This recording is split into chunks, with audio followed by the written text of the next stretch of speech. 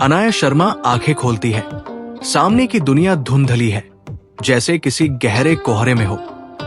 उसके शरीर में भयानक गर्मी है, जैसे नसंस में आग लगी हो।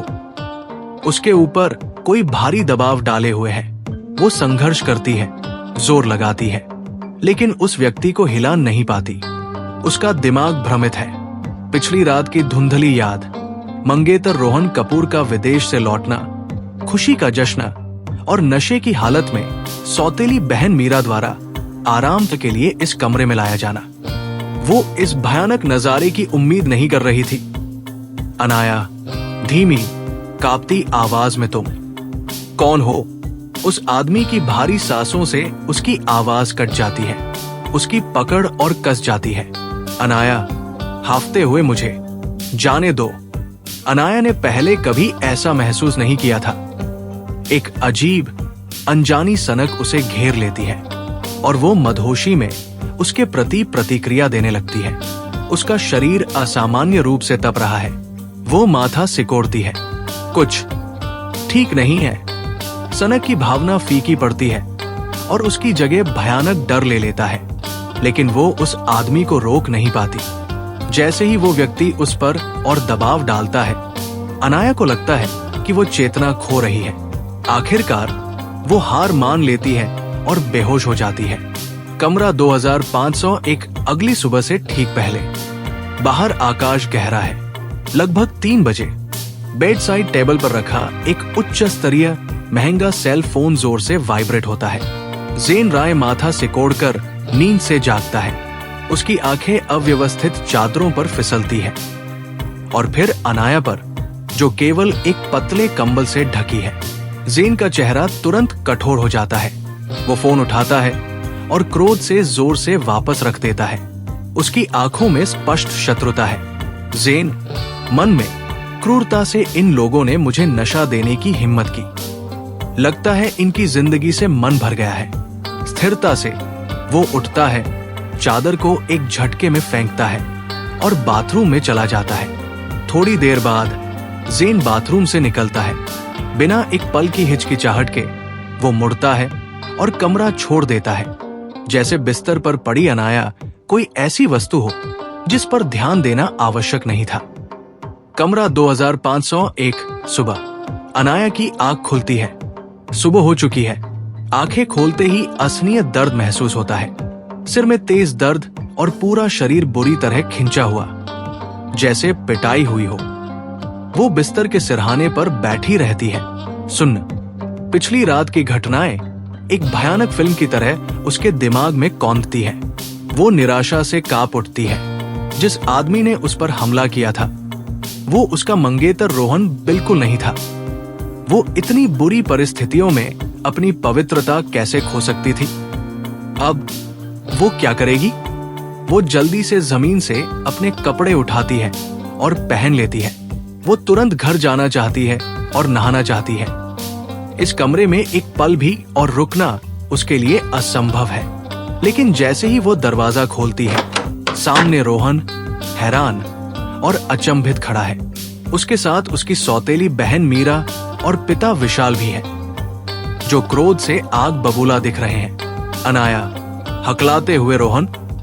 इससे पहले कि वो कुछ समझा पाती, विशाल का हाथ तेजी से उठता है और उसे गाल पर एक जोरदार थप्पड़ पड़ता है। कमरे की अस्त व्यस्तता, जमीन पर बिखरे कपड़े और अव्यवस्थित बिस्तर, सब कुछ चीख चीख कर पिछली रात के सबूत दे रहे थे। विशाल, गरजते हुए, देखो तुमने क्या किया है। अपने मंगेतर को धोखा दिया, मेरी इज्जत मिट्टी में मिला दी, पूरे शर्मा परिवार को शर्मसार कर दिया। क्या इसी दिन के लिए मैंने तुम्हें पाला था? रोहन कसकर विशाल का हाथ पकड़ता है और अनाया के चेहरे को देखकर माथा सिकोड़ता है। रोहन, ठंडी आवाज में, अनाया, तुम्हारी हिम्मत कैसे हुई?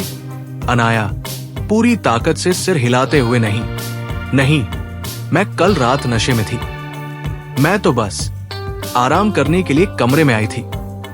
उसकी आंखें अचानक मीरा पर टिकती हैं, जो एक संतुष्ट मुस्कान के साथ खड़ी है। अनाया, आंखों में आग तुमने किया ये सब, है ना? तुम ही कल रात मुझे होटल लेकर आई थी। इस कमरे में तुमने मेरे साथ ऐसा क्यों किया? ये सुनकर मीरा का चेहरा एक पल के लिए बदलता है।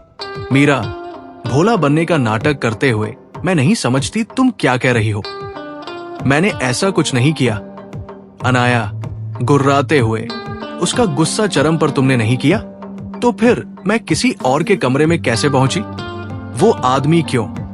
रोहन जोर से चिल्लाकर उसे टोकते हुए बस वो अनाया को घृणा से देखता है, मानो और कुछ सुनना नहीं चाहता। रोहन, जो तुमने किया उसका दोष अब तुम दूसरों पर मढ़ोगी। मैं बस 6 महीने के लिए विदेश गया था और तुम इतनी व्याकुल हो गई। क्या तुम्हें सचमुच किसी अजनबी के बिस्तर में जाना जरूरी था? अनाया घबराहट में अपनी बाहें कसकर पकड़ लेती है। आंसू उसके गालों पर बहकर कालीन पर गिरते हैं। वो विश्वास नहीं कर पा रही कि रोहन ये शब्द कह रहा है। वे 3 साल से साथ थे, शादी करने वाले थे। अनाया धीमी भीख मांगती आवाज में, रोहन प्लीज मेरा विश्वास करो। रोहन, घृणा के भाव से और मत कहो। बस तुम्हारी बात सुनना भी मुझे घिनौना लगता है। वो मुड़ता है और तेजी से गलियारे में चला जाता है। रोहन, जाते हुए सगाई रद्द। मैं तुम्हें फिर कभी नहीं देखना चाहता। उसके शब्द एक तेज चाकू की तरह थे जो सीधा अनाया के दिल में उतर गए। निराशा धीरे धीरे उसके भीतर फैल गई जैसे जहर। दर्द इतना तीव्र था कि वो सांस भी नहीं ले पा रही थी। अनाया, चीखते हुए रोहन। वो लड़खड़ाती हुई उसके पीछे भागी, लेकिन उसके पिता विशाल ने उसकी बाह पकड़कर उसे जमीन पर धकेल दिया। विशाल कठोरता से, अनाया तुम अब इस परिवार का हिस्सा नहीं रही। आज से तुम मेरी बेटी नहीं हो। वो सदमे में स्तब्ध रह गई। उनके जाने के बाद उसका सिर खाली हो गया। उसे ये भी नहीं पता कि वो घर कैसे पहुंची, लेकिन जब तक वो पहुंची तब तक उसका सारा सामान पहले ही पैक करके दरवाजे पर रख दिया गया था। विशाल ने उसके लिए मुंबई से दूर कोलकाता के लिए एक हवाई जहाज का टिकट भी बुक कर दिया था और उसे अपना सामान लेने और तुरंत शहर छोड़ने का आदेश दिया था। मीरा आराम से सीढ़ियों से नीचे उतरती है। मीरा, नकली चिंता दिखाते हुए, अनाया क्या तुम ठीक हो? अनाया जब उसकी उपेक्षा करती है तो मीरा नाराज नहीं होती। इसके बजाय वो हंस पड़ती है। मीरा, जीत की मुस्कान, क्या तुम सचमुच जानना चाहती हो कि तुम उस कमरे में कैसे पहुंची? मैं बताती हूं। तुम सही थी। मैंने ही तुम्हें वहां डाला था। मैंने ऐसा इसलिए किया क्योंकि मैं रोहन से शादी करना चाहती हूं और मैं तुम्हें उसके साथ खुश नहीं देख सकती। आगे क्या होता है ये जानने के लिए दी अनाया रिटर्न सुनते रहिए। अगर आपको ये वीडियो पसंद आई हो तो वीडियो को लाइक करें, कमेंट करें और चैनल को सब्सक्राइब करना ना भूलें।